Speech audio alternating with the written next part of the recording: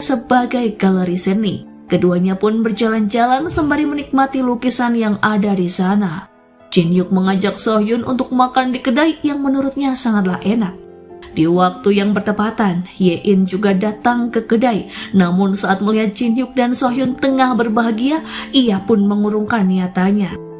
Gadis itu pun berjalan murung melewati sebuah swalayan yang mengingatkan momen kebersamaannya dengan Jin Hyuk. Saat ini ia pun merasa telah kehilangan sosok sahabat sejati. Saat di perjalanan, ibu So-hyun yang bernama Nyonya Jin terus menghubunginya dengan nada sedikit kesal karena sebelumnya So-hyun telah berbohong tentang perjalanan dinasnya ke Busan. Setelah mengantar Mi-jin dan berniat pulang, So-hyun melihat ibunya sudah menunggu sedari tadi. Ia pun membatalkan niatannya untuk pulang karena tak mau terlibat pertengkaran dengan sang ibu.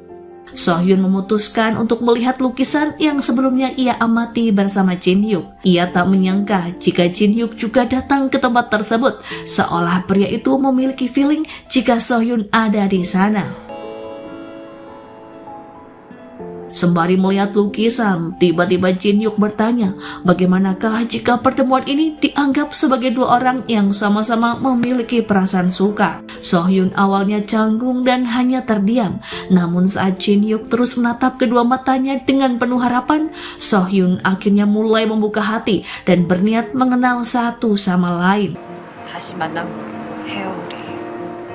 Setelahnya, Jin Hyuk mengajak So-hyun untuk bersepeda bersama. Keduanya juga membeli kue untuk memperingati hari hubungan mereka yang kini lebih dari sekedar teman. 오늘 기념일이잖아요.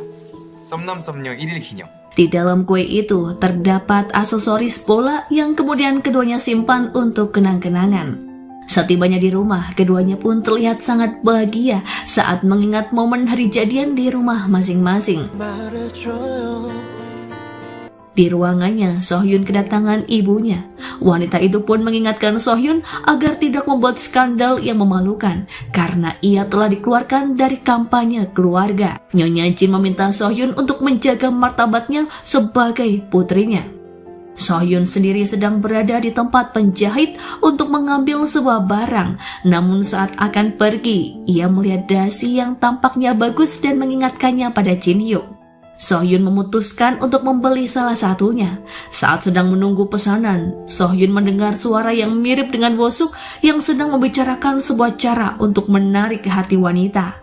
여자한테 잘 보여야 할 텐데.